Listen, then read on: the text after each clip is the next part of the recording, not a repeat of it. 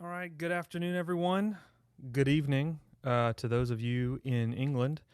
We're going to go ahead and get started here. My name is Kevin Duthu with HWP, and we are the Allen&Heath reps for the Southeast United States. And with me today, I have Chris Miller, who's a Hey front guys. house engineer for a lot of different people. So I'm going to go ahead and cut on the video here, and we'll do the same for Chris. There we go. Hey, man, what's up? Nothing, man. How are you? Quarantined. Um, trying to not lose my mind over here. Yeah, But same. you know, it's Friday. But like I said earlier when we were chatting, that doesn't mean anything anymore Yeah. because every day is kind of the weekend, and we're just working all the time. Um, so Chris and I've known each other for a long time. Been friends, bandmates. We've made music together. We've mixed together. And I remember one day we were running sound at a church, and Chris was like, "Hey, I think I'm gonna go mix for this band." And I was like, "Okay, cool." And then I didn't see him for like 3 years because he was on the road constantly, um, uh, with good reason because. He's an incredible mix engineer, one of my favorites by far, and I know that's a little biased, but um, I've generally seen Chris just come in with the smallest console possible and wax the floor with guys running consoles the size of Volkswagen Beetles. And Allen&Heath has been a big part of that. So when I asked him if he wanted to do this, he was like, "Yep, sure." So thank you. I Thank you, man. Yeah, man, I'm glad to have you here. Um, so let's go ahead and jump into some questions. So let's start with give us a little bit of background on yourself, your musical background, and how you kind of became a sound engineer. I play guitar, as you know. Me and Kevin have been in bands together since what, like 2010. Uh, Uh, yeah, '08, 2010. yeah, right, something like that. Kevin's a fantastic drummer. He'll never tell you that. But I play guitar, and I learned how to do audio in a church kind of out of necessity because we had a lot of really good guitar players. And not a lot of audio people. And I ended up just kind of being the one who decided to try it, and I ended up really enjoying it. Honestly, back then, Kevin was the best engineer that I knew personally, and I and don't know. I don't know you did, about you that. taught me a lot about doing it. And you Well, you and a guy named Brian Meadows. I don't know if you guys know who that oh is, yeah, but Brian's great. yeah, Brian's very, very good. He did front of house for Issues for a long time, and Beartooth and a bunch of other bands. And the between you and Brian, that's kind of how I learned how to do it. Um, Oh, and then bless you. obviously Issues gave me an opportunity, and I never kind of never looked back. I just really like it. So That's awesome. So with playing guitar, obviously you've had a lot of studio experience recording. When you started the shift from playing guitar live and in the studio, how did that kind of shape your gear choices for live audio, like as far as microphones, preamps, general mix stuff? well, yeah, I mean, just being around studio stuff, like I just you, you kind of watch people and see how people do it. I've gotten to work with a lot of good engineers, good light producers. I just did a record with Zach and Kenneth playing guitar, and I've worked with Goldman and a bunch of other like really awesome engineers, and I'm always like up under people, like watching people do stuff like mic techniques and stuff. But really, my approach was always just music first, and I think that was kind of what gave me a bit of a leg up in the beginning, even though I didn't know what I was doing. Um, it was for me. It was never about the the at least early on. It wasn't about really the gear. It was just about making stuff sound like music. And I think a lot of people put the cart before the horse on that. Oh yeah, absolutely. Um, and they forget that mixing is first and foremost. It's art. It's making musicians one cohesive thing that's palatable and easy to digest and energetic, and that was always like my first priority, and then I kind of learned the gear after that.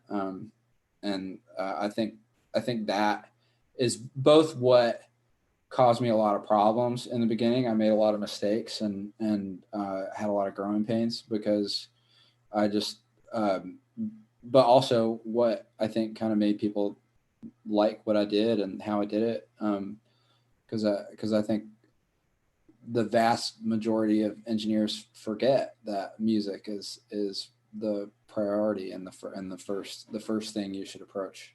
Mm-hmm. I saw a good graph. That reminds me. The other day, it was kind of like a food pyramid graph or whatever. Yeah. And then at the very very top, the smallest pyramid was it was like the gear you have, right? Right. And then like below that, it was like setting up the gear you have. But like the biggest fundamental part was just the content. Yeah. Like just making music, man. Yeah, it's got to be good music. Like the gear doesn't matter if you've got good music. I mean, we've got people that have won Grammys now that recorded everything in their bedroom. You know what I mean? Like the 2020 best engineered album was all with just a 2-channel interface and no preamps, and they recorded vocals in a closet, and it won best engineered record. That's crazy, man. Yeah. But I mean, that speaks to just how much more accessible and like affordable, like good pro quality gear is now. Which is great because that means way more like creative people are getting into engineering and really just making the whole profession better, because there's no like gatekeeper anymore. Like if you can do it, just do it. And it used to cost 20 grand to get a console that you could do an arena with, or 50 grand or whatever. And like I've done arenas with an SQ5 and it sounds awesome, Mm-hmm. like just do it. And I think that's what you're talking about, the Billy record, and that's what they did, and that's why it's awesome. Yeah, I mean it's art, man. Let the art speak for itself. For sure. Not that I think the gear doesn't matter. Oh, it definitely matters. It definitely does. And you got to know what you're doing too. Like you got to know how to it's like it. it's 90% creatively making music and 10% using the tools that you have to do it. Mm-hmm. Yeah, and you got to know what compressor lock is, because once you get past that, you know how to use what you're doing.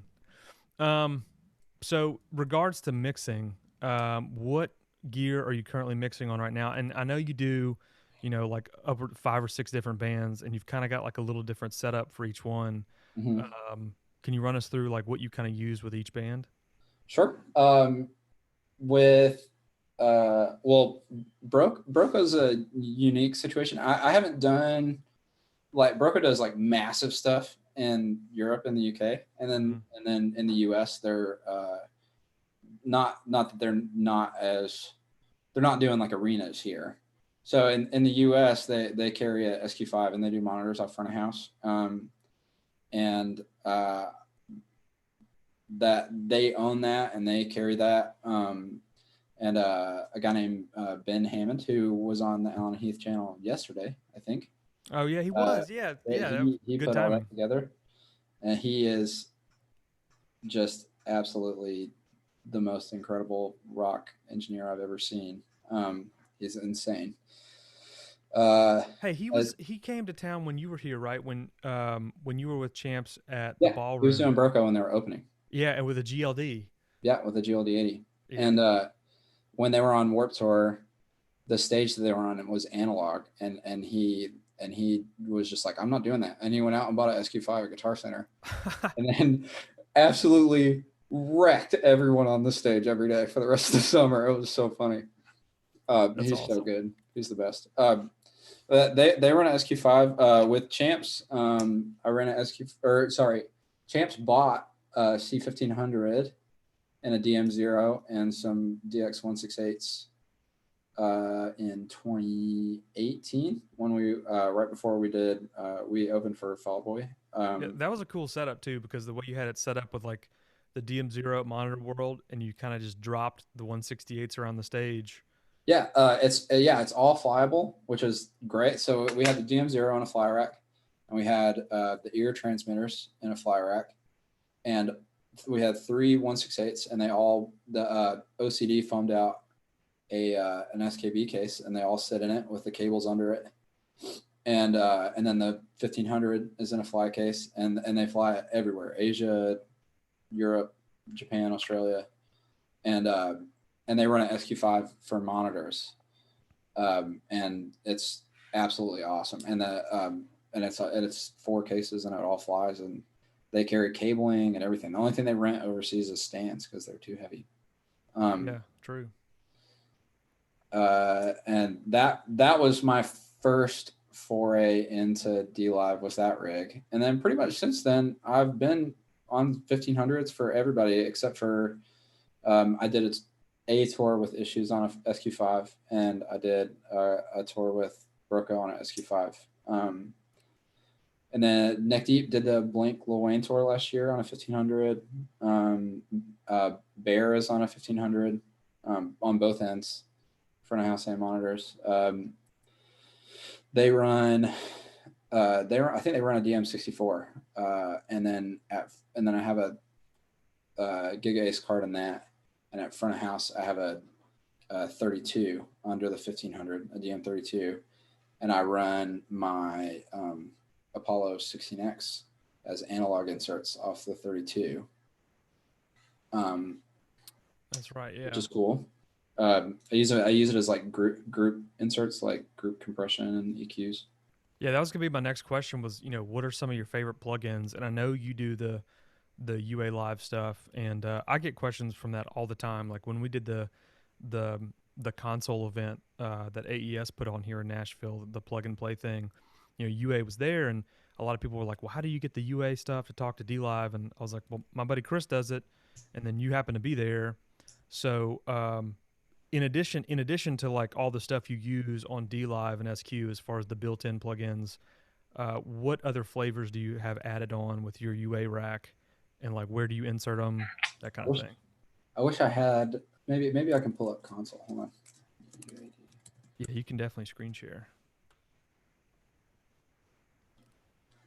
Console.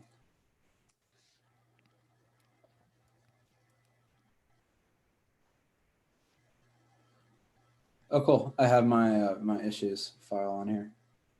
Let's see.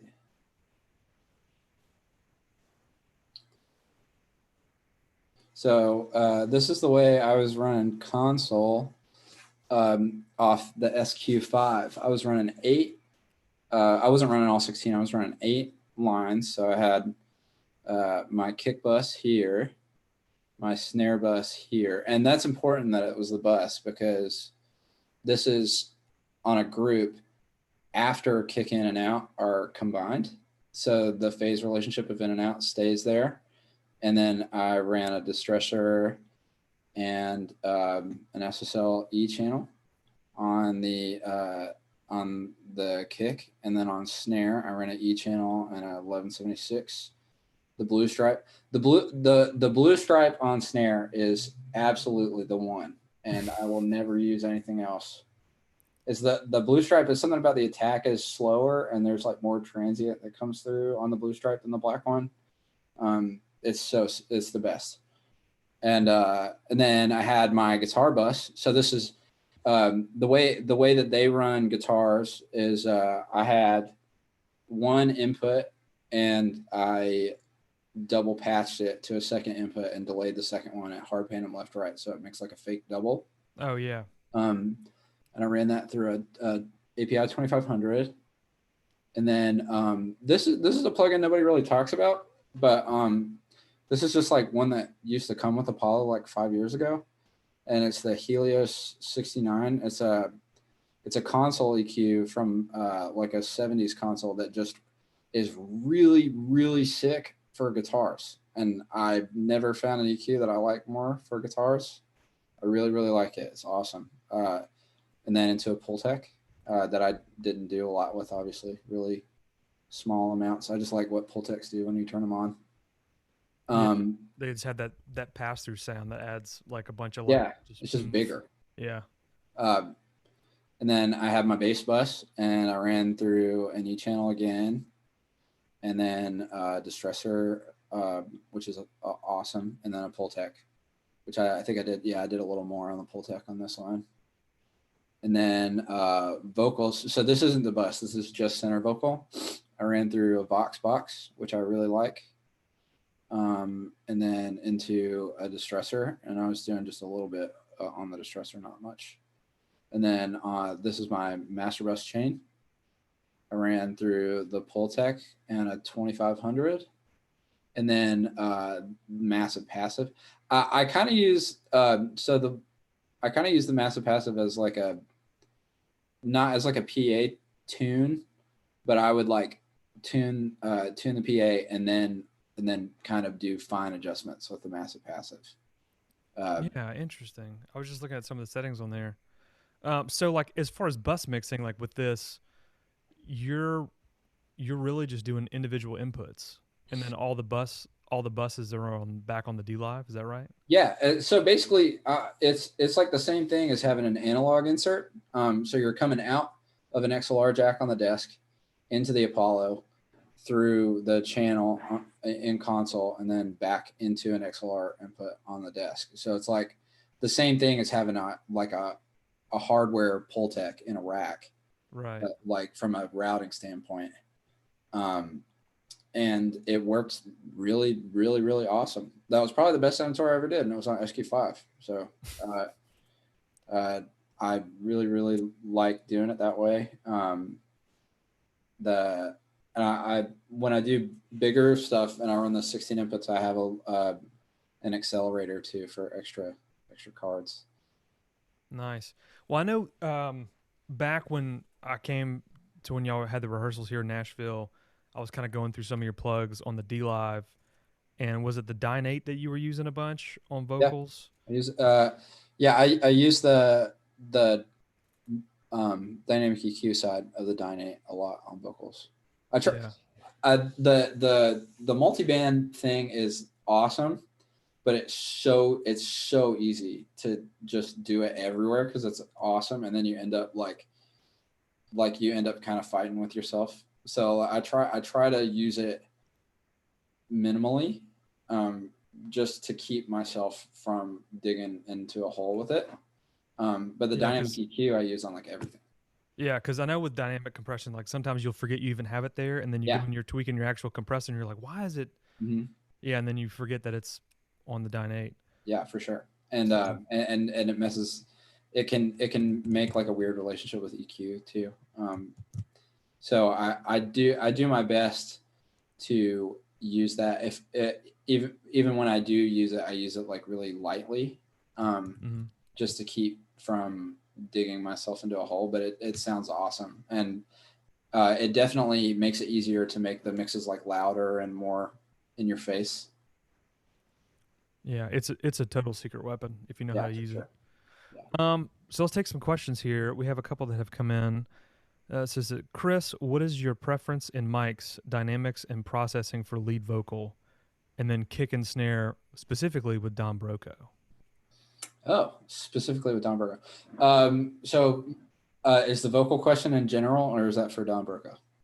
Um, oh no, I just lost it. All right, there it is. Um, no, it's all for Don Broco. So Okay. mics, dynamics, and processing for Um, lead vocal, and then kick and snare. I think on the tour I did, Rob was using a Telefunken M80, which is awesome and worked really, really great for him. He really liked it.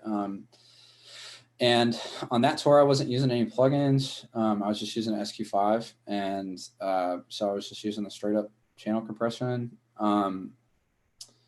It Rob's voice is very deep, so I I found that using a pretty aggressive compressor is the way to go with him because he does a lot of super quiet stuff, and his voice is really low.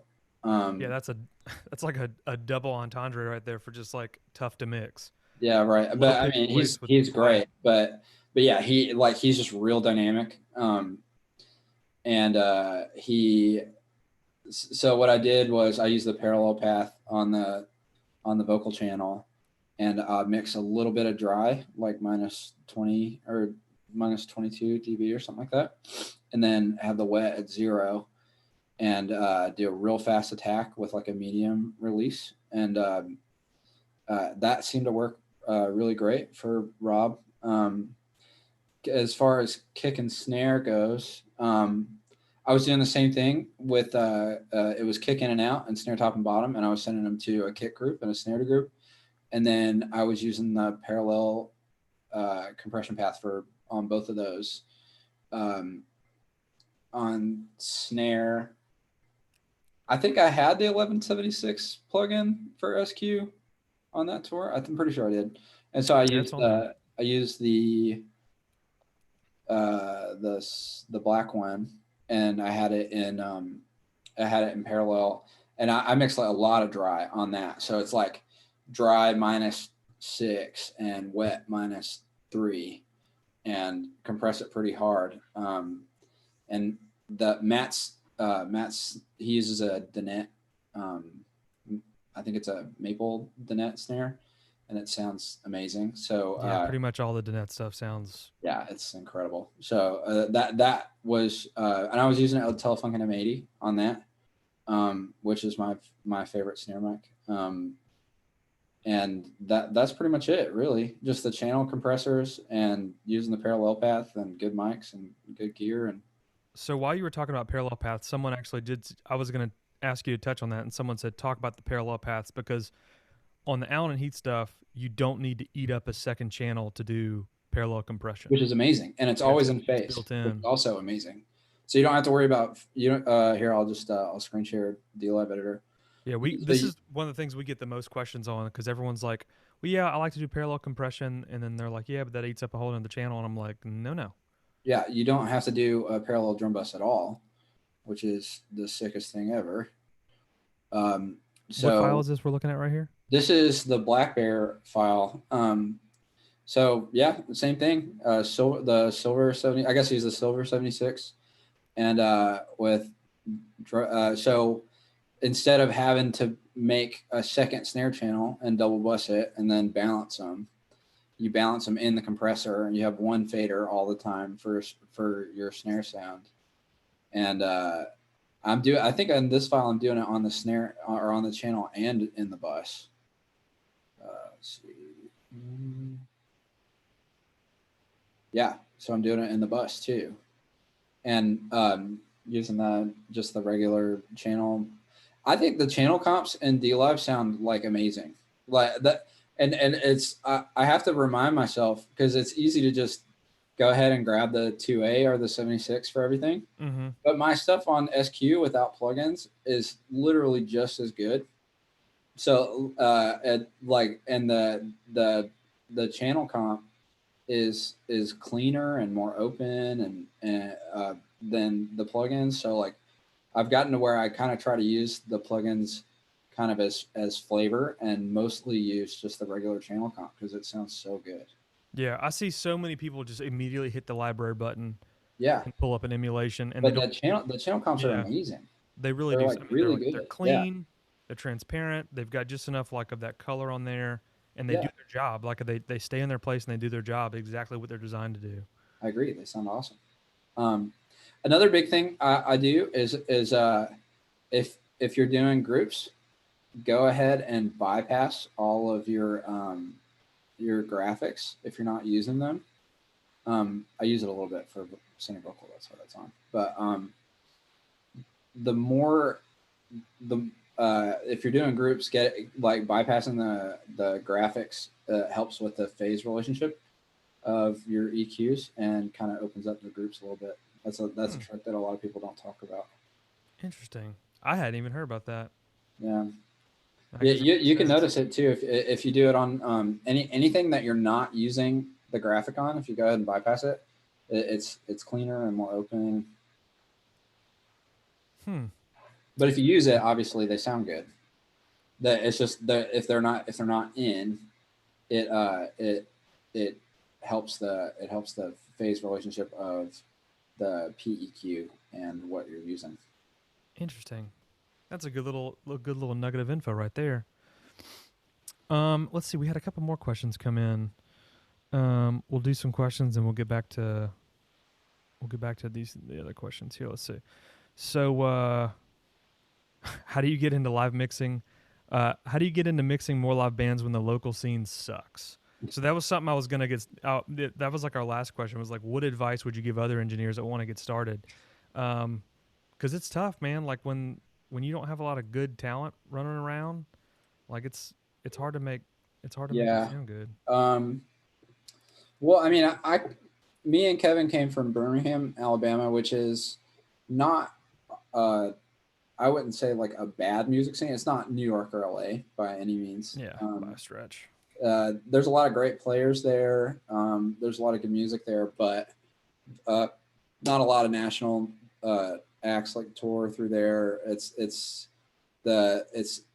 probably more difficult to make connections with like national touring people there than it would be in like Atlanta or Mm-hmm. Philly or New York. Um, I I got lucky in that uh, one of my best friends, his name is Josh Manuel. He plays drums for a band called Issues.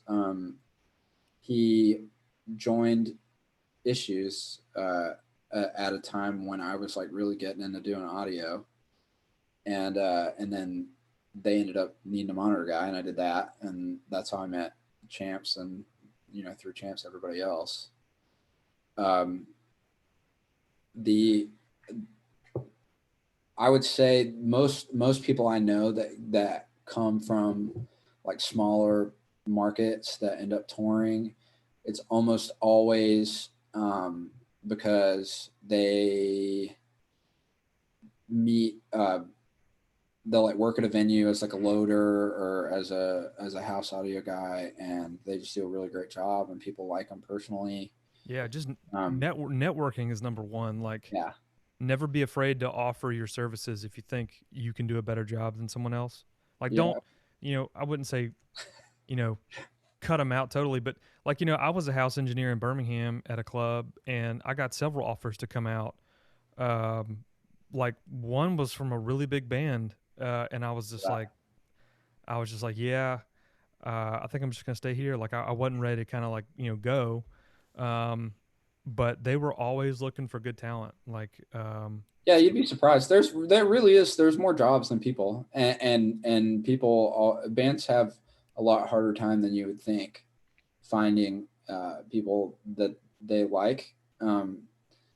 But really, the whole job is just being like, you got to be good at your job, and people expect you to be good at your job. mm-hmm. But the thing that people talk about when they hire people isn't whether you're knowledgeable about how to virtual sound check. They don't talk about that. They talk about like, can you mix, and are you fun to hang out with? Those are the two things that. So like, if you're always focused on being a better mixer and making music that is fun to listen to and easy to discern and easy to be in a room with, and also you just don't worry about like, it's not about ego, it's not about being cooler than anybody else, it's not about That's flexing so on true. people, it's just about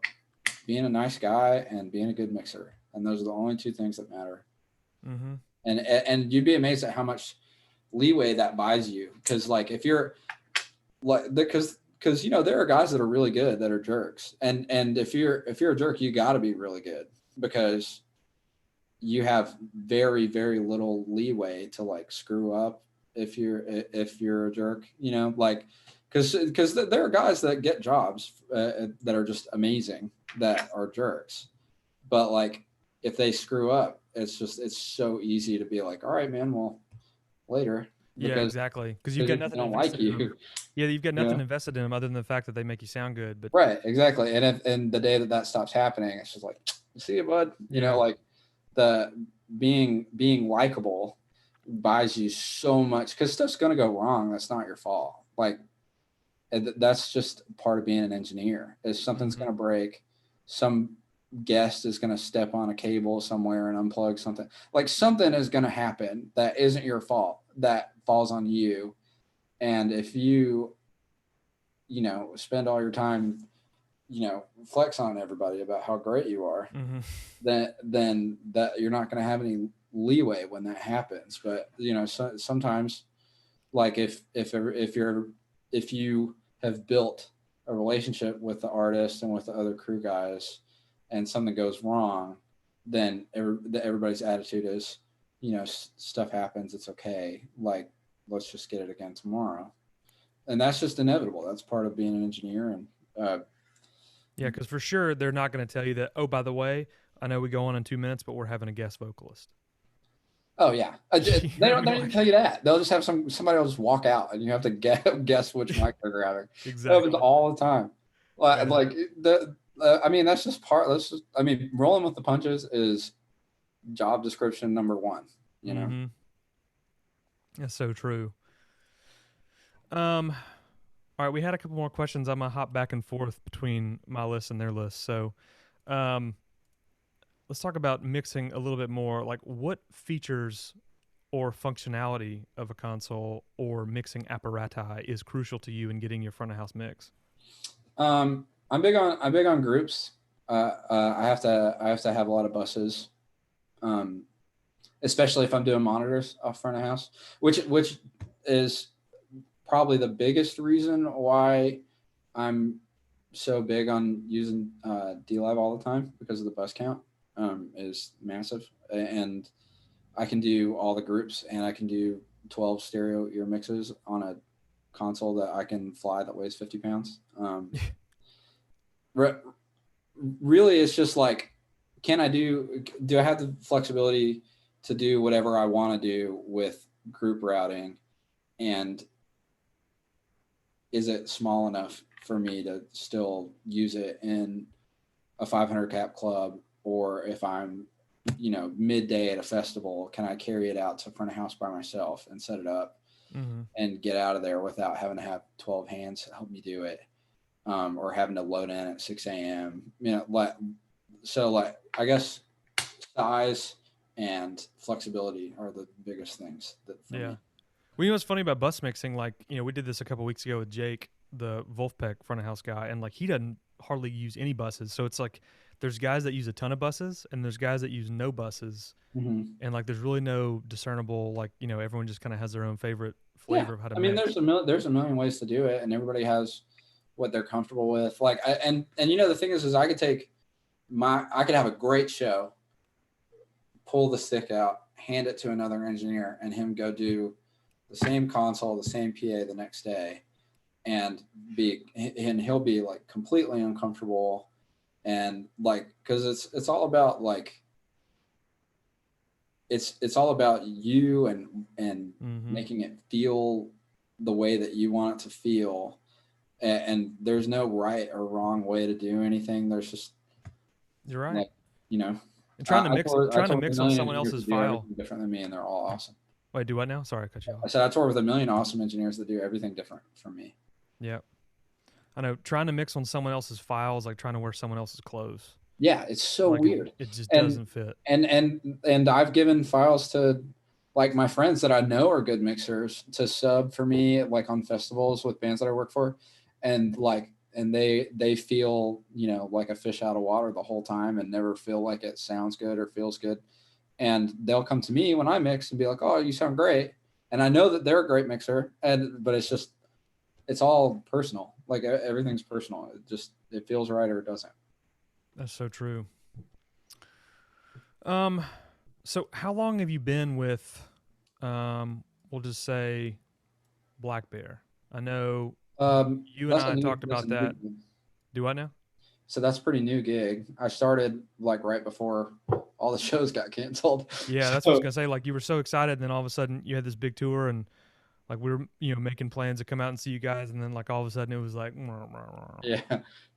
Yeah, actually, I haven't gotten to mix Blackbear yet. I've played guitar for Blackbear a couple times. Where'd you play guitar for Blackbear, Chris? So my first day doing front of house for Blackbear was the rehearsal for James Corden, and then about 2 days before the first day, and I've been preparing to do front of house the whole time.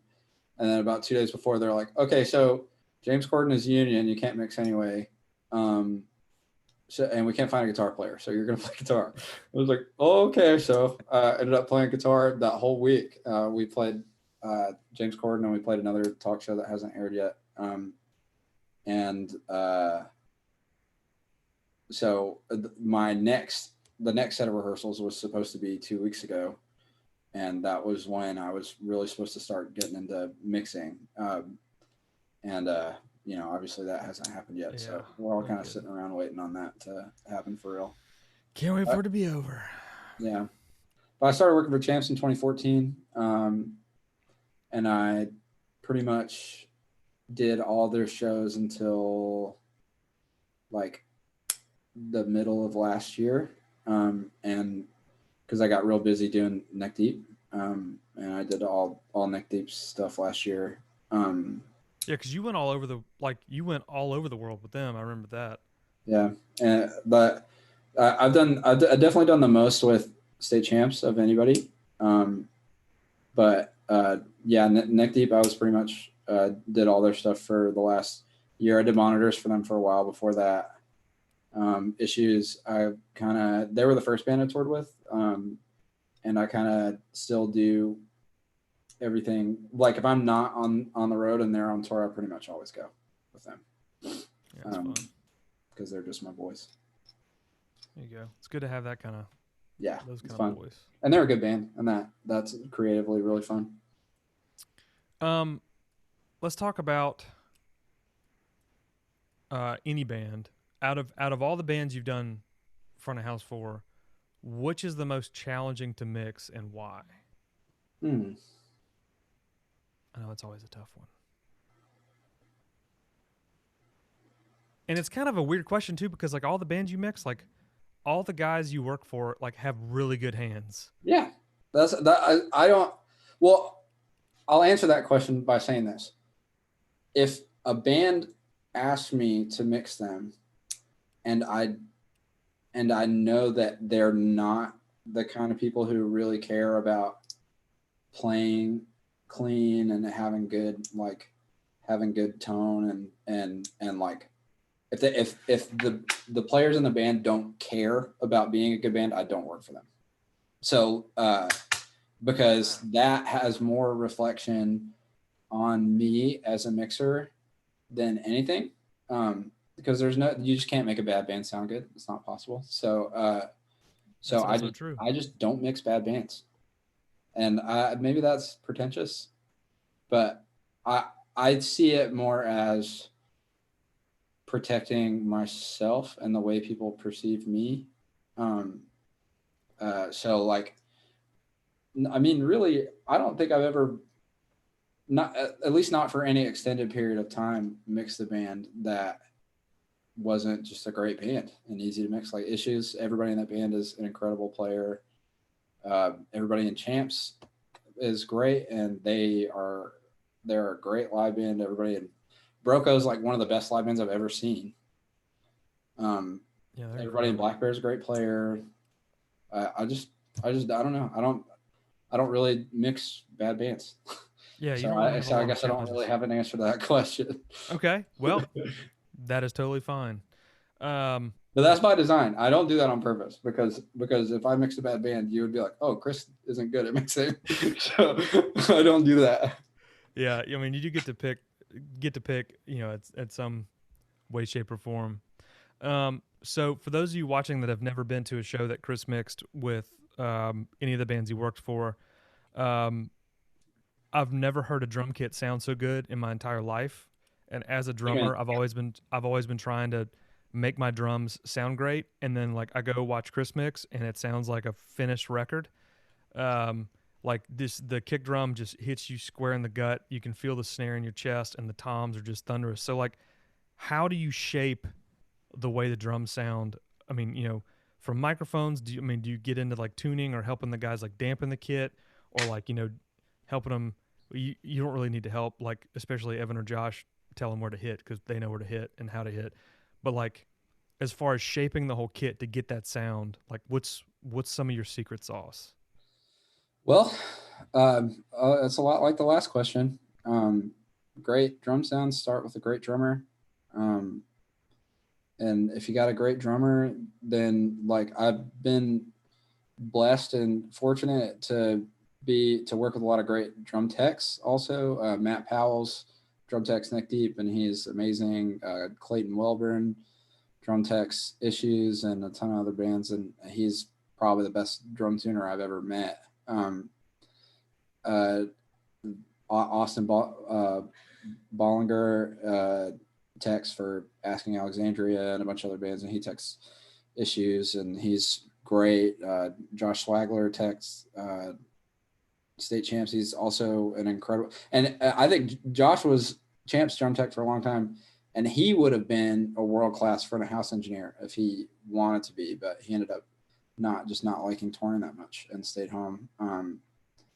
But really 95% of it is a great drummer. And then a little bit of it is being well-tuned and having good shells. What I do really mostly is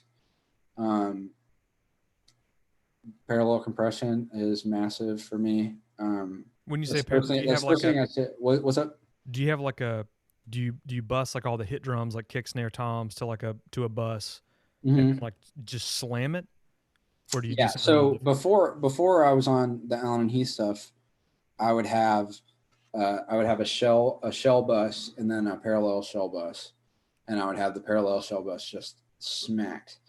When I moved over to Allen&Heath, I would do a shell bus and a cymbal bus.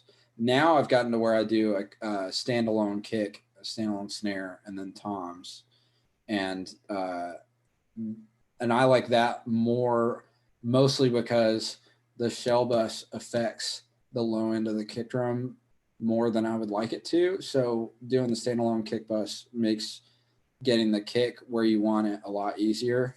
And then you just kind of do the same things you would have already done to the shell bus to snare and toms. But yeah, mostly just I'll screen share with you. Yeah, because I mean, when I came to watch you mix at Marathon Music Works, and which is here in Nashville, and for those of you who don't know, it's just a big open warehouse. The acoustics are not on its side, and they've got a great PA in there, and I've never heard like a kick drum and a snare drum cut through the mix without being so muddy and nasty as I have when Chris was doing it. And I was like trying to peek over his shoulder, and I couldn't see the tiny little screen on the SQ5, but I mean, it was just like it was ridiculous. And that was the same thing. Kick, snare, toms, cymbals, and I was kind of slamming the wet side of the parallel path on kick and snare, and also I find that doing EQ on I'm doing some EQ on the channel also, but doing EQ on the group I think helps a lot because it's like phase coherent with both the top and bottom mics. So I started doing compression and EQ on the bus after kick, in and out, and snare top and bottom have combined, and that I think made a really big difference. But yeah, just parallel compression and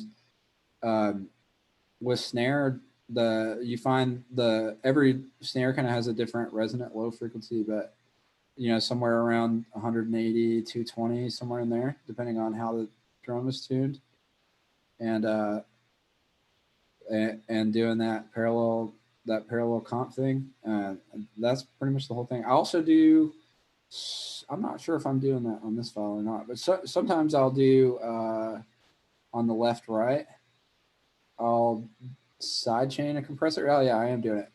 So you put a compressor on the left, right, and then you side chain it to where it makes a band pass at like 200, 220 hertz.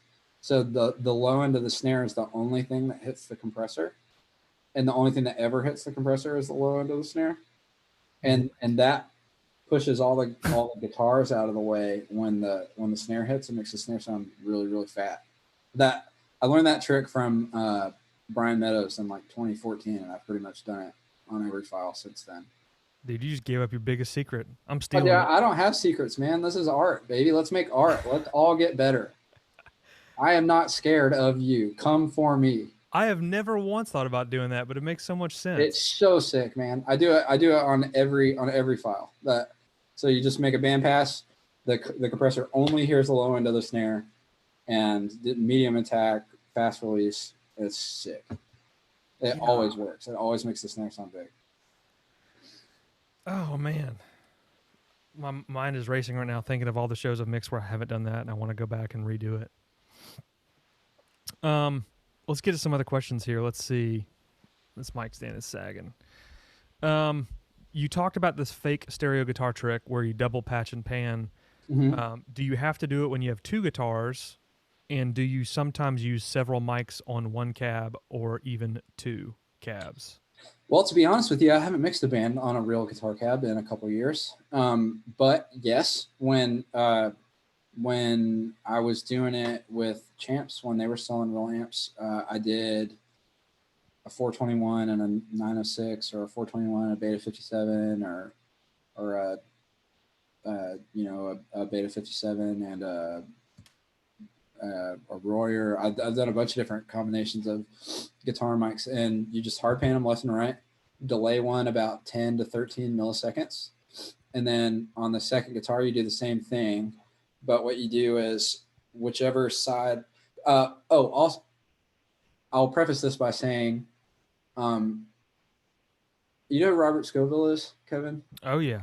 So Robert Scoville mixes like Tom Petty and Matchbox Like 20 yeah, and a bunch Matchbox of other 20. ones. I've watched like a million of his like mixing seminars. I think he's brilliant. Um, but he talked about, and I learned this very early on, mixing in wide mono, and what that means is that in a live situation, if you use the whole stereo field for like, obviously if you have a stereo like piano, you want it wide left and right, because most of the information is going to the left and right side. It's just using for imaging, right? The same thing with the guitar double thing. You have the same guitar track going to both the left hang and the right hang, but when you step back from it, the stereo field is wider because you doubled it, right? So what I do when there's two guitar players is I'll do the double, and on the guy who stays left, I'll have the part that's not doubled be on his side of the hang, and then the part that's delayed on the other side, further from him, yeah. and then the opposite thing for the guy on stage left. And what I'll do is I'll just, instead of panning, I'll just back off the fader for the opposite side like 3 dB, and that kind of makes it lean to their side if you're at front of house, so you can tell that they're like leaning left or right. But their guitar is still in that side of the PA, so everybody that's in the left side of the crowd just doesn't not hear the guy that's on the other side. And I think a lot of engineers just immediately hard pan, like if there's two guitar players, and then everybody that's in the left side of the crowd can't hear the part that's happening on the right side of the stage. So if you do the fake double and then pull the delayed channel back like 3 or 4 dB, then it, from an image standpoint, makes them pan left and right, but everybody on the left side and the right side gets all the information that they need to get to hear the context of the song. Yeah, especially on big stages. Is that answer sufficient, or is it too complicated? No, I think that's you hit it on. But yeah, that's what I did with Champs when they were running real amps, was just whatever the secondary mic was, I pull it 3 dB, delay it 10 to 13 milliseconds, and then put it on the opposite side of the stage of whatever guitar player I was mixing. Yeah, it makes total sense too, because I mean, you're literally just using like the space as your canvas. Yeah. Because I've definitely been to shows where I can't hear whatever they have panned hard left if I'm sitting, Yeah. crowd right. Guys do it all the time, and guys that work for huge bands do it all the time. And really, it's just a philosophical thing. It's like it's a question of who are you mixing for? Are you mixing for yourself? Are you mixing for everybody standing up front of house with you? Are you mixing for your engineer friends that come and watch you? Or are you mixing for the front row? Are you mixing for the kids that pay to come to see the band? Mm-hmm. Yeah, what's the most important in that scenario? A little bit of everything. You're mixing. Definitely. Like my philosophy is I'm mixing for the kid that bought VIP and merch and like loves this band, and this is their like end all be all experience. Like that's the person that I want to make go home happy. Yeah, that's true. That's so sweet, Chris. Best venue you've ever mixed? Go. Best like club I've ever mixed is probably Anaheim House of Blues. Actually, I have a cool thing about that. When a band sells out Anaheim House of Blues, they make skateboard decks for everybody, and I have one right here. Oh yeah, gnarly. Pretty cool. Oh, and it says sold out. Yeah, and they make them like custom for every band that sells it out and put the date at the top. That's awesome. Cool. It's kind of like the Fillmore in San Francisco when they give you like the custom posters when you play there and you sell out. Oh yeah. Yeah, there's a bunch of Fillmores that do that actually. But yeah, I really like Anaheim House of Blues. I really like Tabernacle in Atlanta a lot. That's a great room. Same PA, both places. JBL VTX. It sounds awesome. Big fan of JBL VTX. Let's see here. I got a good suggestion for a final question. And here's one. Can you elaborate if you need to work with the musicians on guitar effects? Meaning like, I assume he means like if they've got too much crap going on the pedal board, if it doesn't translate well to the PA. I learned this from Ben Hammond that mixes everybody, AFI, Baby Metal, Don Broco, everybody. But I think the best engineers approach mixing a live show the same way a producer approaches mixing a record. Like the sound of the record starts from the ground. Like you sit together, they play a guitar, you EQ it together, you find what they're comfortable with and what you're comfortable with. You make the sound, you make everything together. Delays, clean guitar, distorted guitar, bass sound, snare tuning. The more involved you are as an engineer, like let's make this the best we can make it together. Like I want you to be comfortable, and I don't just want to complain at you because you like your snare tune too high. Like let's do this, you and me together. We're making this the best we can make it. And if you approach it as like a producer, then the end product is everybody's happier. The band feels more comfortable with the sounds that they made. Like nobody goes in the studio and the engineer goes, oh, like I want to tune the snare like this. And then the drummer just like guts through it. That's not how that works. Like the engineer and the drummer sit together and make the kit sound the way that the drummer wants the kit to sound and the way the engineer feels comfortable mixing it. And if you do everything from the ground up, like when you go, like, I mean, obviously, like if you're mixing a band at a club and they just come in, like that's a different scenario. But if you're working for a band and you sit at rehearsals, like let's build everything ground up together. That's the best way to do it. And I personally haven't done a lot of like just walk up to the desk and mix a band I've never met. That's not the way my career path has taken me.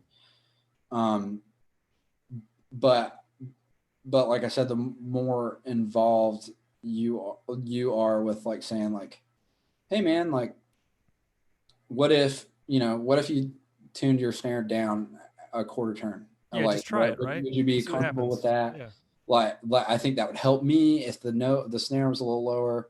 Like if you approach it like, hey man, this is you and me, and we're both trying to make your band the best your band can be. Like let's do this. Like like I am on your team. Like it's not you versus me. It's not your guitar sound is annoying me. Like turn the treble down. It's like I want this to be great as much as you want this to be great. Let's do this together. Yeah, man, that's great advice. Look at it from a producer aspect. Yeah, and that's what you are. Yep, true. Um, let's see. Can you share how you set up your layers on the dLive on the C1500? Like, what's your Yeah, your sure. layer architecture? We get Sure. that question a lot. I know Jake uses a 1500, and then Drew from Billy Eilish uses a 1500, and people ask him all the time, "How do you set up your C1500?" Sure. So speak This to that. is my Blackbear file that I kind of just started at rehearsals, and I mixed a little bit at the end of rehearsals. So I don't have like a bunch of shows on it, but so I have all my drums here. On this file, I have main vocal on the far right fader on every layer, so it's always available, which is Vox AT right here. And then so I have drums. In this band, we have a kick trigger and kick in and kick out, and the kick trigger is like an electronic like hip hop kind of kick drum sound. Oh hey Kev.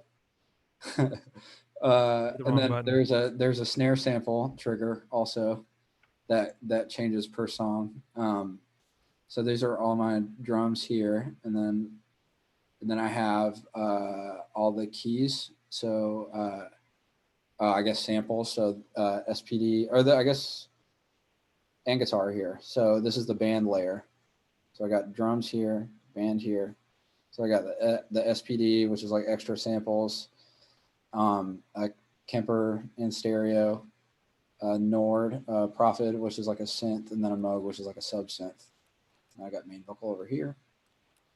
And then I have, let's see, these are tracks: drum playback, bass playback, synth playback, background vocal playback. I have, this is kind of cool. I have a pitch input. So this is main vocal with a pitch shifter down an octave that so I leave the main vocal on, and then I have this pitch shifter on a soft key, which is this one, I think. Yeah. And when I open it up, it has a sub octave pitch parallel with the main vocal. So I just kind of have that always on this soft key 16 all the time, which he uses for a few songs and a few like parts for emphasis. It's like a God mic kind of sound. It's cool. There's key vocal, drum talk.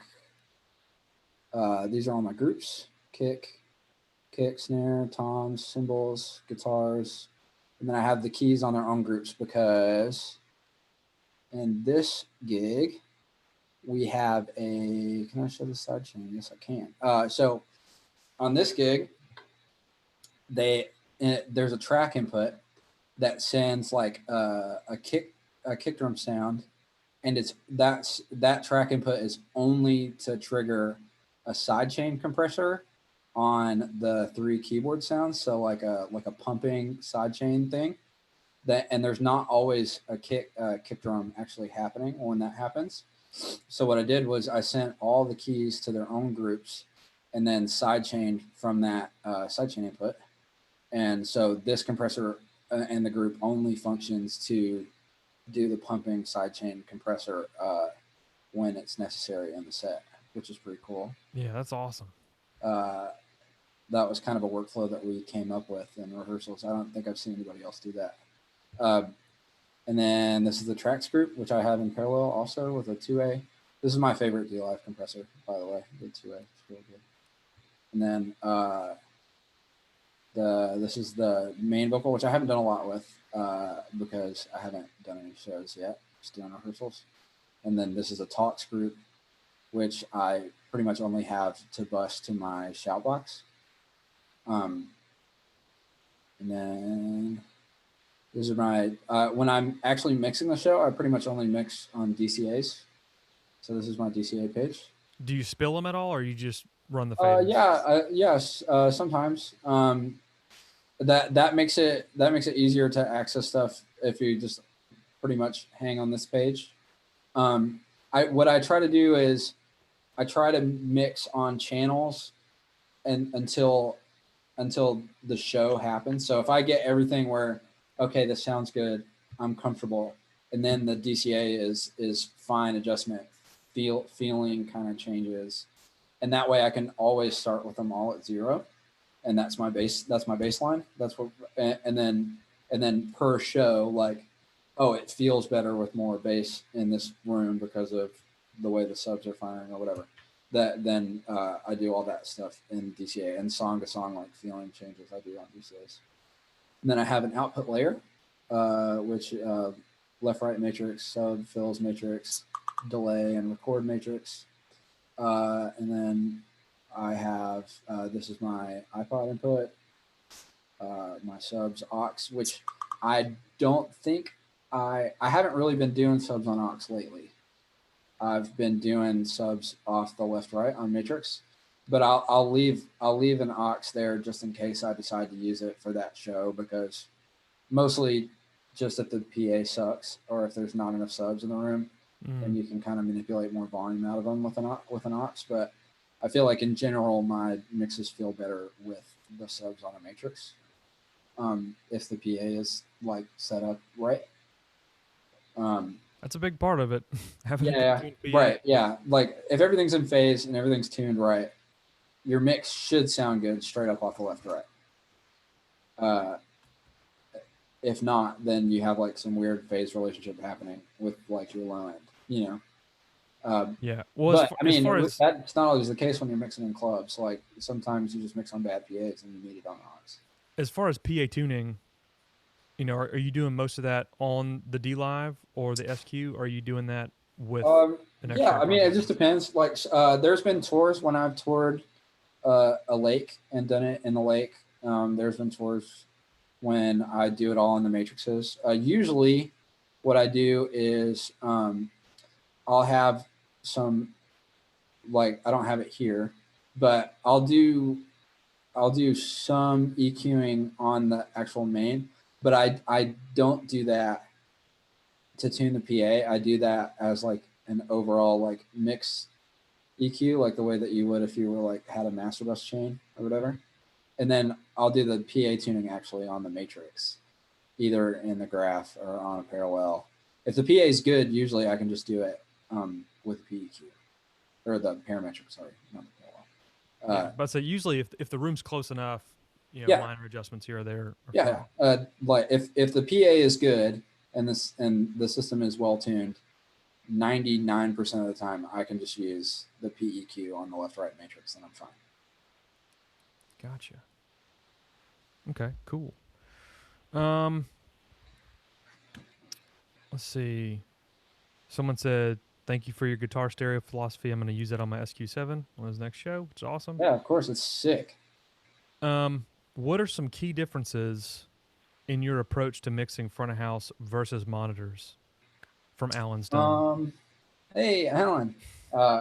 Allen's also a very, very good guitar player and mixes monitors for a band called Black Jacket Symphony, and has been my friend for a very, very long time. Really, monitors is all situational. It's all reactionary.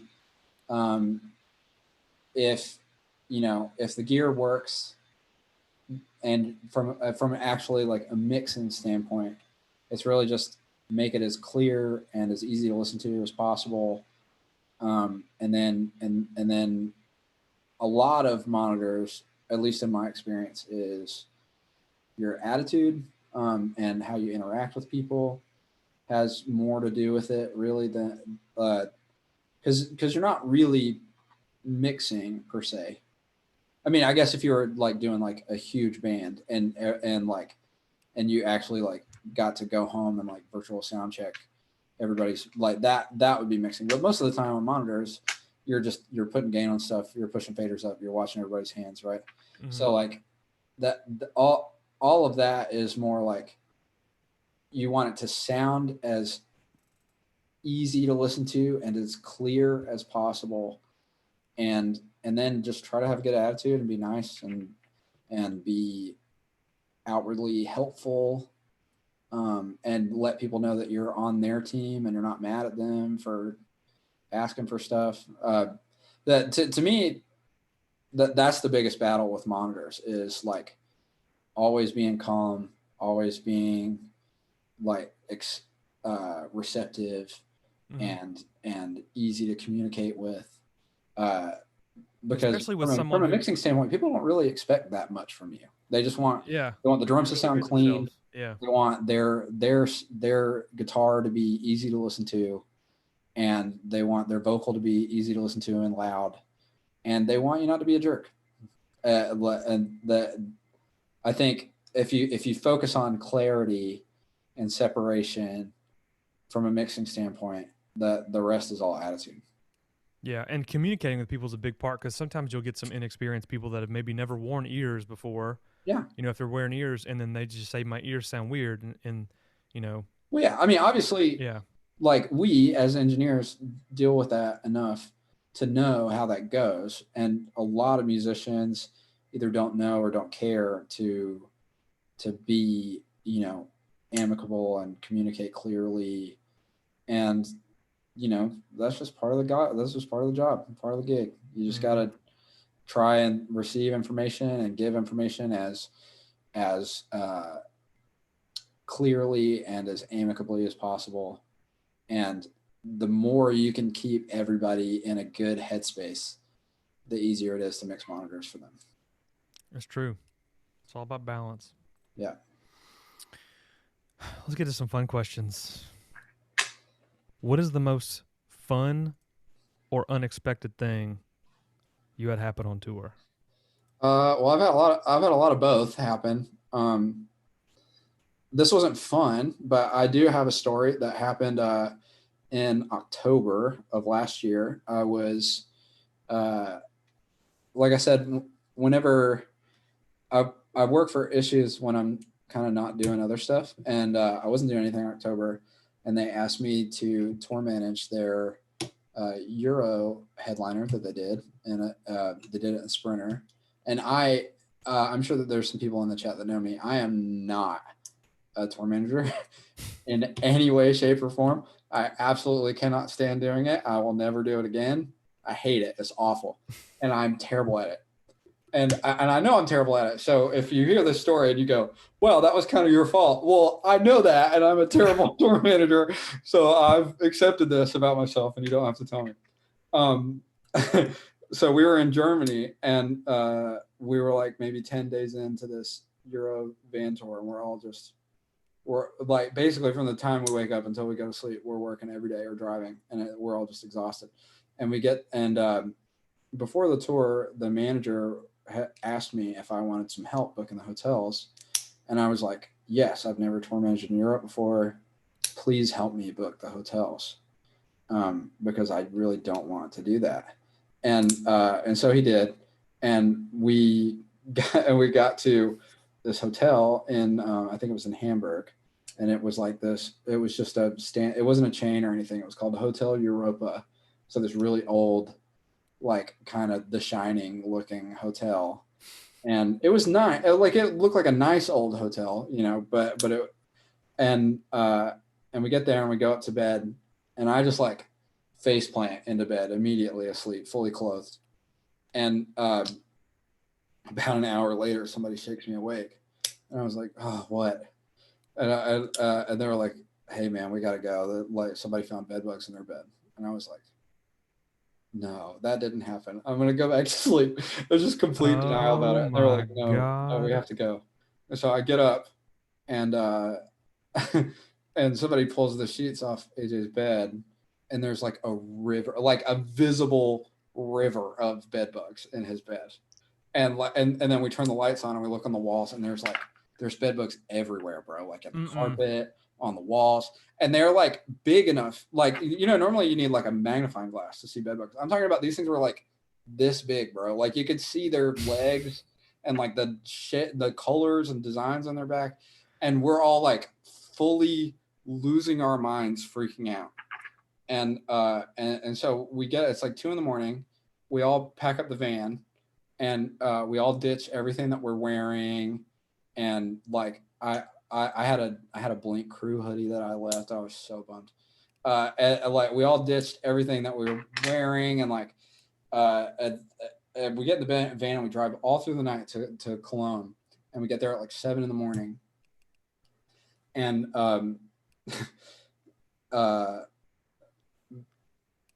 we can't check into the hotel that we had booked for the next day until 3, and soundcheck was at noon.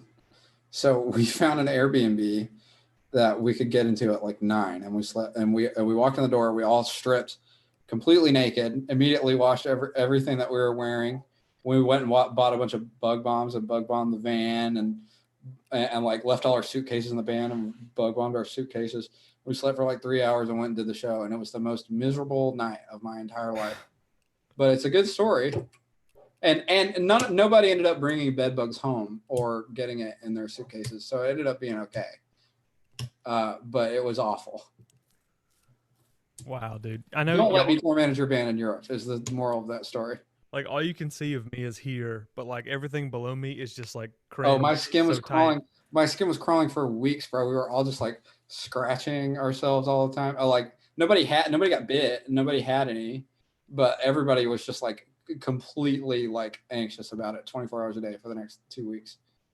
Golly. It was awful. Chris Hattie said, and that was the hardest room to mix on the entire tour. Oh yeah. Hey buddy, how's it going? That's awesome. I can think of another fun / expected thing that happened, but it wasn't on tour, but it did involve the swamp and one Barry Curtis hurling a beer bottle at a back door, but we won't address that here on the live. Is Barry in the chat? I'm pretty sure he is. Let's see if I missed any questions here. I'm sure I did. I'll have to go back to it. They're loading kind of slow on my end. So we'll do this. In addition to running sound, we talked about you playing guitar. What are some of the favorite projects you've recently played guitar on? I mean, recently or just favorite projects in general? I played guitar on the Tyler Carter acoustic record. That's not out yet, but will come out at some point. Oh, I know. That's cool. I played. Yeah, it was fun. We did it with Zach and Kenneth, which was awesome because I loved their records. They did all the Mayday Parade, all the old Mayday Parade records, and also Kenneth's he's in Atlanta, right? Yeah. They have an SSL. Yeah, that's the guy that came to our trade show and like on a whim, and then ended up winning the TV. Giving away a TV. He's awesome. They're awesome. I love working with them. They were sick. It's hilarious. Me and Josh kind of have a new band that doesn't like have a name yet, but we're working on an EP. We're like we got one song done, and we're working on a second song now, and it's really cool. I'm more excited about that than I have been about anything musically in a really long time. So, dude, that's my favorite thing about when you play guitar is like you can go play guitar for like a pop act, you can go play guitar for like a rock act, and then like you'll also just murder country. Like the stuff you did with like John Langston was just unreal. I always tried to just kind of not have a like a slot. I never wanted people to like put me to say like, oh, that guy's this kind of guitar player. I tried to feel like I was at home doing a lot of things. And mostly because when I was like 22, that was all I did for money. And I would, play in an R&B band on Friday, and I'd play in a country band on Saturday, and I'd play in a rock band on, you know what I mean? Like I did a lot of different things, and that's how I paid rent.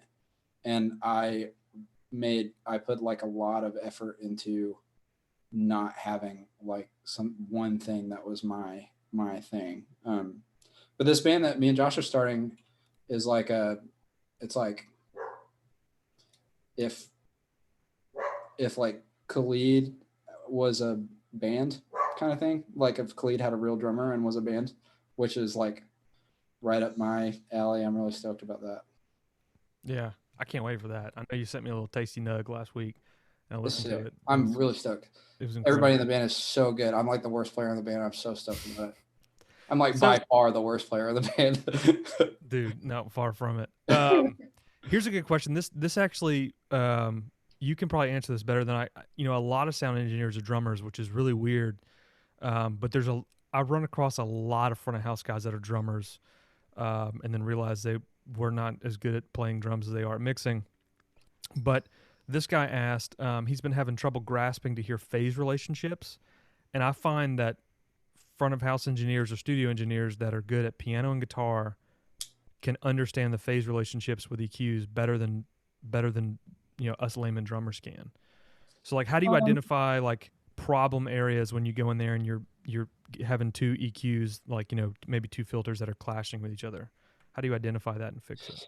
uh, well, I don't know that you could play like blindfold me and play a sound and I could be like, oh, the EQs are out of phase. Like that's, but like, if you play with stuff and you turn stuff on and off and like try different EQs, you'll kind of get a feel for like the phase to me is most easily identified as like clarity and punch and forwardness without having to EQ it.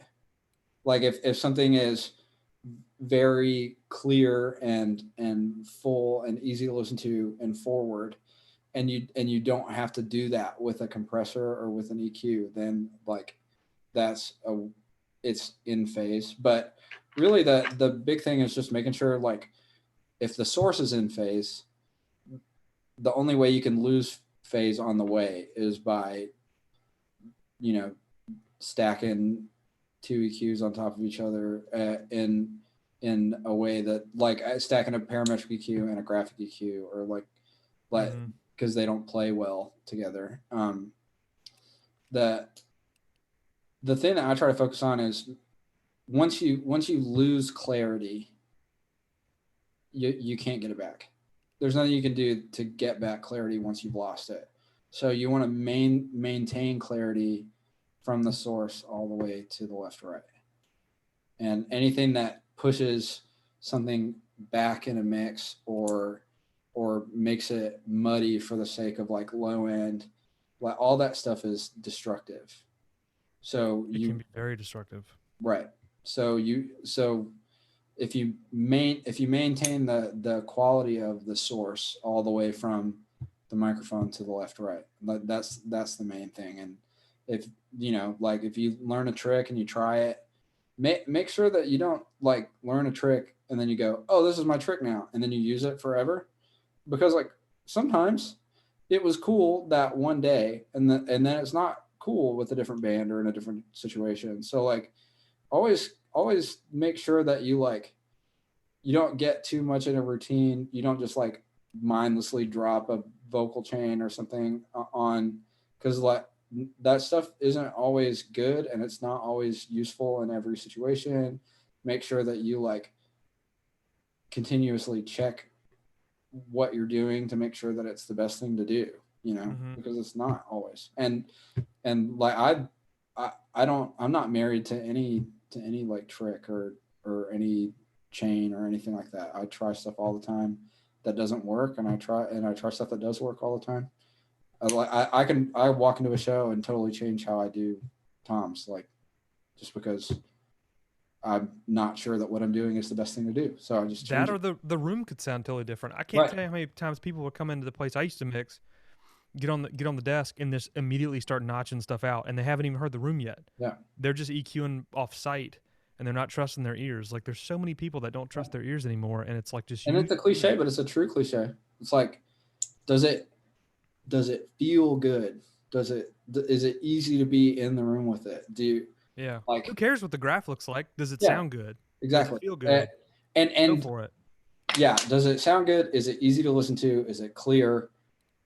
Is it easy to? I think the thing a lot of engineers lose too is it easy to walk into a room and stand in the room and just relax and watch it. Mm-hmm. Does it sound like music? Does it feel like music? Is it make you uncomfortable to stand there? Because if it makes you uncomfortable to stand there, it definitely makes other people uncomfortable to stand there. Yeah.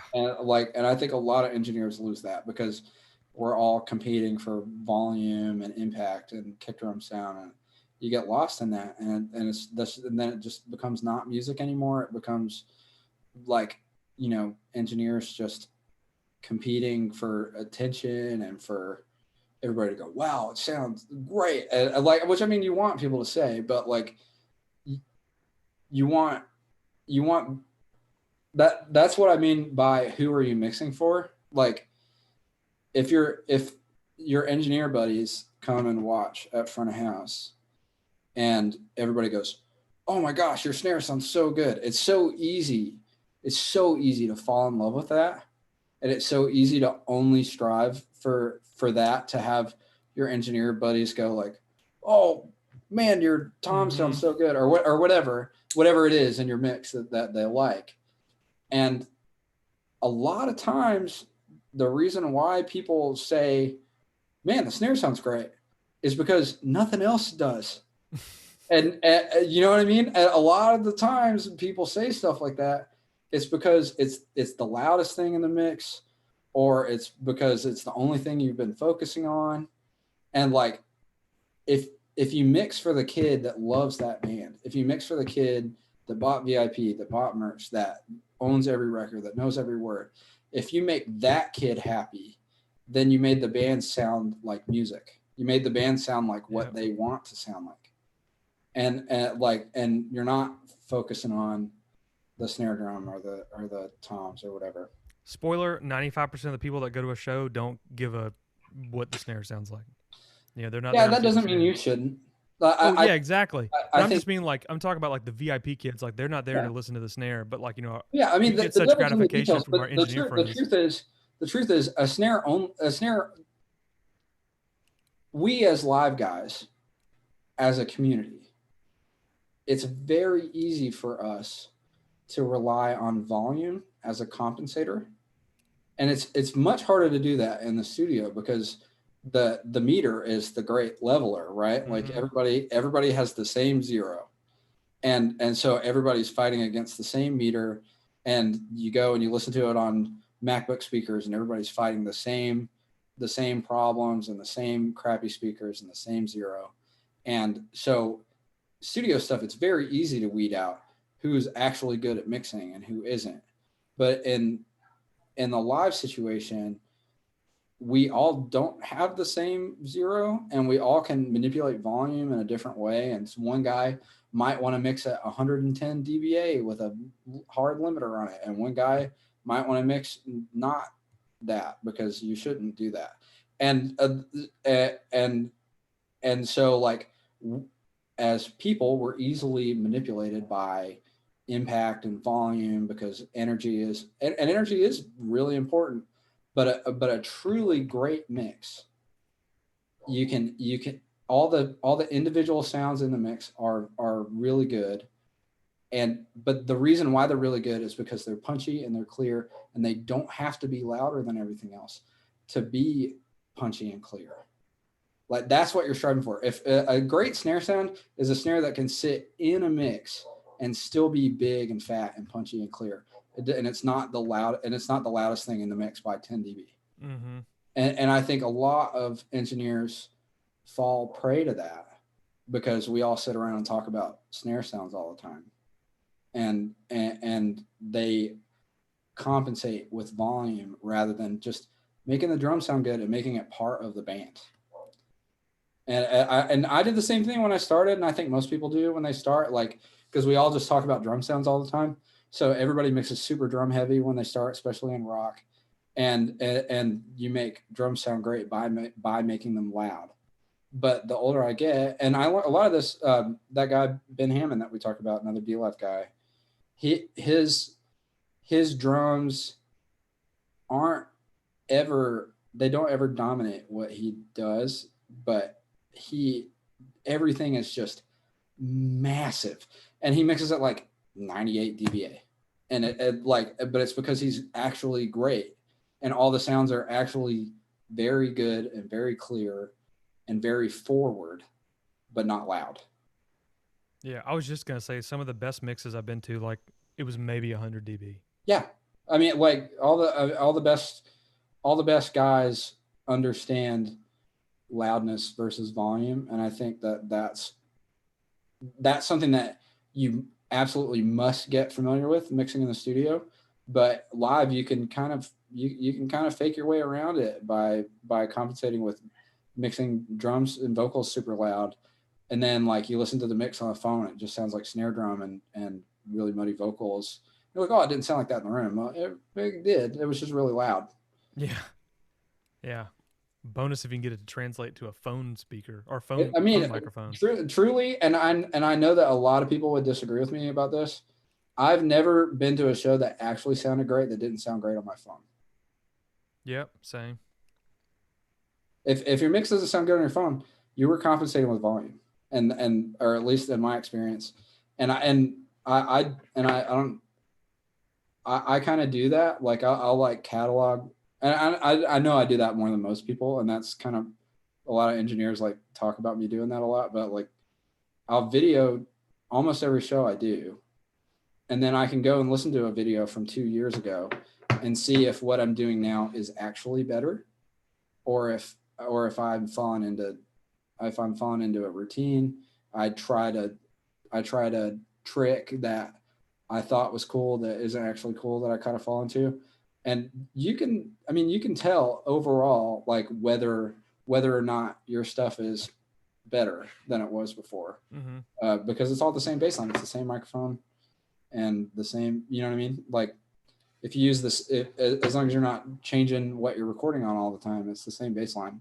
Yeah. There was a challenge going around a couple weeks ago, like when we were, when the quarantine before the depression set in, where all the engineers were sharing it was like the phone mic mix challenge where they were posting videos that either fans had taken from their shows and they were trying to see who had the best mix like on a phone mic. So like that's a thing. Like it's got to translate well to the fans because people share that stuff. The lights have to look good on camera. The audio's got to sound good on camera because people bring that stuff home with them and watch it time and time again. All the shows that I remember as being like my best shows ever are the best videos on phones that I have. So in my experience, like a phone video is a pretty great indicator of whether or not you were compensating with a snare drum being a million times louder than everything else, and then everybody going, "Oh, your snare drum sounds great," but it's because it's 20 dB louder than everything else. Mm-hmm. Oh, Drew just said it's the hashtag cell phone mix challenge. That's what Oh you have yeah, to search. Yeah, hashtag cell phone mix challenge. hey Drew. Um, all right, so I'm gonna wrap up my last question here, and then we've got like 3 or 4 more questions in the chat, and then we'll call it a day because we've been yapping for like I don't know an hour and a half. So my last question to you is, what other engineers have inspired you to change the way that you mix? Ben Hammond. I've talked about him a lot in this. I hope he's not watching. I'd be very embarrassed. But yeah, I learn, honestly, I learn things from almost every engineer I tour with. Everybody's good at stuff. Everybody's picked up ideas from everybody else. The Ben is probably the best engineer I've ever like toured with. But I've learned stuff from everybody. For it, like Dan Williams does monitors for architects and did front of house for Neck Deep for a long time. He's a really good friend of mine. I've learned a ton of stuff from him. Learned a lot of stuff from Brian Meadows, who did Beartooth and Issues for a long time. Who else? Jimmy Moore does Our Last Night and Hands Like Houses, Australian guy. I've learned a lot from him. Ron Gardner does Good Charlotte.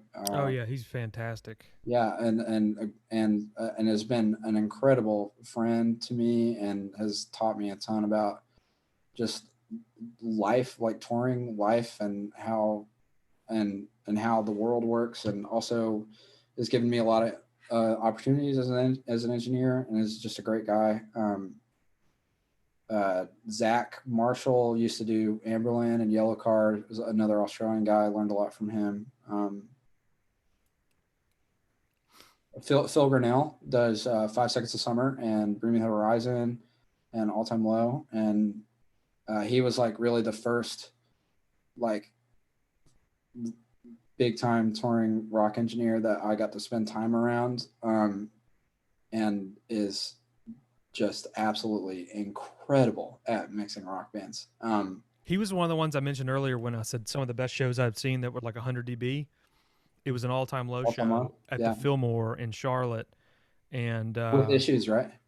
yeah, issued, yeah, That was Phil. I was on that tour. yeah, dude. I mean, it sounded like I don't even know like how to explain it. Like you could hear everything, and then if you paid attention, you could actually solo out what you wanted to listen to. Yeah, Um, amazing. And you can like and talk over it. yeah, and it didn't And hurt. it has energy, and you can and it's big, and you can Yep. stay in the room, and you can have a conversation with somebody. And it's like, how does he is amazing at mixing rock bands, and But that's why he mixes Breamy and Five Sauce. yeah, but like here's the thing about when you mix it like that, but like right around 100, when you play like a really powerful like intimate song, everyone tends to shut up. Yeah.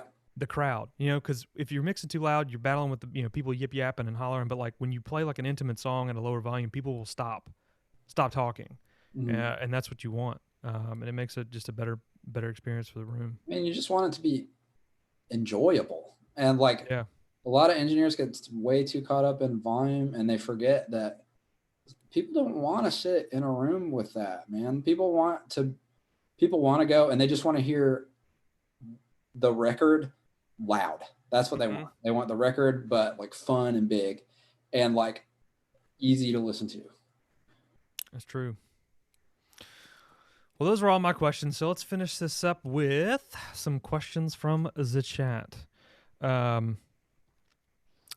Allen&Heath said, "Well, we all stripped down naked was not part of my Chris Miller webinar bingo card."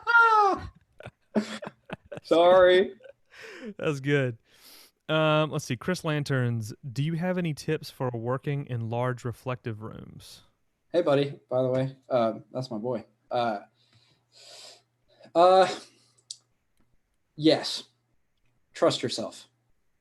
If your mix is good and clear and forward, and it has impact and is easy to listen to in a good room, it's when you put that same mix in a big reflective room, it will probably be clearer and more forward and more easy to listen to than the other guys you're mixing against that day. Like if you play a record over the PA and it sounds like a record in a big empty room, your mix is probably going to do the same thing. So like, trust yourself. Don't overthink it. Don't try to overcompensate. Maybe do a little less drum verb. But outside of that, like if your show was good yesterday, it's going to be good today. And go for forwardness and not loudness. And that will solve most of the issues that you would have in a reflective room. That's good advice. I've always seen people forget to check their verbs in like an auditorium. And I'm like, probably don't need a lot of drum verb or as much as you were using on that outdoor show yesterday. Yeah. And to a degree, yeah, you don't have to like kill your drum verb, but like, but yeah, I mean, like you can make your mix sound a little smaller and a little more in your face, and that'll help. But really, if your mix is clear and forward in a good room or outside, it's gonna the same properties will translate to a reflective room. And just trust yourself, and when it fills up with people, you'll be fine. True. It's good advice. Let's see. This is from Jake Does Music. How do you mix backing tracks to sit nicely in the mix? I always see guys mixing backing tracks like synths way too quiet because they're afraid or something. Yeah, and the opposite. A lot of guys mix backing tracks really loud to where it's like disjointed, and it makes you go. It takes you out of the experience of what the band is doing. I find that low passing vocal tracks at like 10, 12K makes them sound less separated from center vocal and makes it sound more just like a background vocal part, because like we're like, most people are going to low pass a center vocal, or they're going to, or just a handheld mic is not going to have like 20K like a studio track will, right? Yeah, So after like, it's all the EQ and dynamics have been right, added yeah, way yeah, too like I soon. mean, you can't make a live handheld mic sound like that. So like, I find that that low passing tracks and then mixing them like they're a band member makes it feel more a part of the mix rather than stick out in a weird way. Um, and you know, obviously that's to taste. You know, like part of tracks is that it gives you that extended high end, low end that you can't, that's hard to get from live stuff. But also, the less it feels like part of the band, the more people notice that it's different, and the less it feels like one cohesive, you know, sound. Yeah, man, I never thought of it that way too. And like, I'm gonna have to redo the backing tracks in pop culture now. It does help a lot. Yeah, no, it makes total sense. Never thought of it that way. Let's see. This guy says I'm on a mono system, so how can I use a mono overhead on the drum kit? What's generally a good starting position hypothetically? I'm probably not the best person to ask for this, but I mean, just directly over the kit, like over the center of the kick drum, like a couple feet over the cymbals, would be where I would start, and use then just use your ears. Um, Once again, that comes into play. Use the ears. yeah, I don't have a lot of experience doing that though, so I might not be the best person to ask. That's fair. Let's see. Recovery room bar. Very proud My of you. dad, hey dad. Um, everyone says thank you, and then Chris Hattie says, "Quick one. What was the track you were using to listen to the room on the Beautiful Oblivion tour in October? It was so good." I assume he means what you tuned the room with. Oh, well, I was virtual sound checking Downfall, I think, uh, but also no, sorry, in Europe, I was using uh, the starting line "Are You Alone?" I think that's the only song I've ever really used to That's a tune great this. sounding record too to tune It a room is to. Howard Benson and CLA. It's Yeah, CLA's best mix in my opinion. Um, the my favorite drum sounds of all time. Um, it sounds Also, so just good. my one of my favorite records of all time. But I think tuning is like, you know, I know I realize that that's probably not the best song to use, and a lot of people are probably turning their noses up at me about using it. But a lot of it's about just being comfortable and like, this is what makes me comfortable. I've tried using the songs that other people say are like the good songs to use, like Sting and, you know, or whatever everybody uses, Toto and Yeah, I will you know, remember by Toto. Steely Dan or whatever. But you know, my shows are just better when I use that song because I'm comfortable with it. So That's fair. Well, man, I think we addressed everything. If anyone has any other questions, go ahead and drop them now in the chat. We'll make sure we this get is them fun, answered. man. Thanks for asking me to do this. Yeah, man. Thank you so much for doing this. This has been a lot of fun, and you know we're gonna be doing a lot more of these, and we got some other ones coming up. So y'all make sure to stay tuned and like and subscribe and hit the bell and all that stuff, so you get notified when we go live. And who knows, maybe Chris and I'll come and do another one. But you know, the one I did with Jake last week, I found out that a lot more comments were rolling in, and we've been able to go back and answer them post. You know, as people discover this live stream that weren't able to tune in today. So what I'm going to do below the video is I'll drop Chris's Instagram handle, which is just at Dreams of Skitch. So go give him a follow. I'd be willing to say if you hit him up on Instagram, he'll probably talk to you about mixing and try to answer all your questions. So I'll make sure his handle's down there. And if you guys have any questions for the video and maybe you don't have Instagram, drop them in the comments below the video, and I'll link up with Chris. And we'll get them answered. So we're both in Nashville now. Chris is up Yeah. here. Everybody's moving here, man. Mm-hmm. It's awesome. So with that, I think we're gonna sign off here. Thanks everybody for tuning in. I hope you guys had a great Saturday or Friday. Hope you had a good Friday or early Saturday morning, wherever you are. Everybody stay safe, healthy, wash your hands 6 feet apart. And Chris, thanks so much for doing this with us, man. I really appreciate it. Thank you, buddy. All right, y'all have a good one. Bye, y'all. I hate your friends and they hate me too. I'm through. This that hot girl bummer anthem, turn it up and throw a tantrum. This that hot girl bummer anthem, turn it up and throw a tantrum. This that throw up in your Birkin bag, hook up with someone random. This that social awkward suicide, that by your lips and by your likes. I swear she had a man, but hit different when it's Thursday night. That college dropout music every day like that. She be too thick and my friends are all annoying, but we go dumb, yeah, we go stupid. This the 10K on the table just so we can be secluded, and the vodka came diluted. One more line, I'm superhuman for you.